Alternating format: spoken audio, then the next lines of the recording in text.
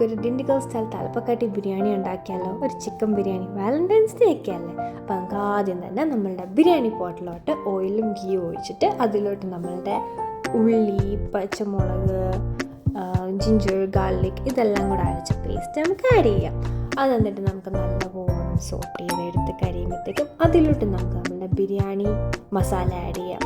നമ്മളുടെ മറ്റേ cinnamon sticks, bay leaves, ഏലക്ക, പിന്നെ വേറെന്താ കൊറിയാൻഡർ, ഇതെല്ലാം കൂടെ ഒന്നിച്ച് മിക്സ് ചെയ്ത്, ക്ലോവ്സ് ഇതെല്ലാം കൂടെ മിക്സ് ചെയ്ത് പൊടിച്ചെടുത്ത പൊടി നമുക്ക് നമ്മളുടെ പേസ്റ്റിലോട്ട് ആഡ് ചെയ്തിട്ട് അതും നല്ല അടിപൊളിയായിട്ട് അങ്ങോട്ടും മിക്സ് ചെയ്ത് ഫുള്ളും നല്ല പ്രോപ്പറായിട്ട് മിക്സായി കഴിയുമ്പോഴത്തേക്കും നമുക്ക് അതിലോട്ട് കുറച്ച് മഞ്ഞൾപ്പൊടിയും എരിവുള്ള മുളക് പൊടിയും ഇടണം.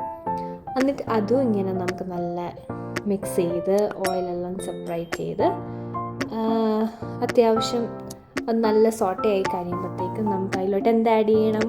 നമുക്ക് കേർഡ് ആഡ് ചെയ്യും. കേർഡും ആഡ് ചെയ്തിട്ട് നമുക്ക് നല്ല മിക്സ് കേർഡും ഒക്കെ നല്ല മിക്സ് ചെയ്ത് നല്ലൊരു നമ്മളുടെ ഒരു ബിരിയാണിയുടെ ഒരു ബേസാണ് ഇതാ ഇങ്ങനെ. ഇനി നമ്മളിതിലോട്ട് നമ്മൾ ചിക്കൻ ആഡ് ചെയ്യും.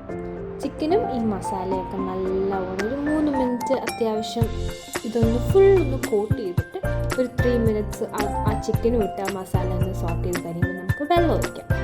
വെള്ളം ഒഴിച്ച് നമുക്ക് അടച്ച് വെച്ച് നമ്മളുടെ ചിക്കനെ നമുക്ക് ഹാഫ് കുക്ക് ചെയ്യണം. കണ്ടോ, നമ്മൾ തിളച്ച് വന്നേക്കും നമ്മുടെ ചിക്കൻ. ഈ സമയത്തിന് നമുക്ക് ഇതിനകത്ത് കുറച്ചും കൂടെ വെള്ളം ഒഴിച്ച് വേണം നാരങ്ങനീര് ഒഴിച്ചിട്ട് നമ്മൾ ചോറിടുന്നത്. പക്ഷെ ഞാൻ എൻ്റെ കയ്യിൽ ചിക്കൻ്റെ ബ്രോത്ത് ഉള്ളതുകൊണ്ട് ഞാൻ ആ ബ്രോത്ത് അവിടെ വെള്ളത്തിന് പകരം ഒഴിച്ചത്. നിങ്ങളെ ബ്രോത്ത് ഉണ്ടെങ്കിൽ നിങ്ങൾക്ക് ബ്രോത്ത് ഒഴിക്കാം.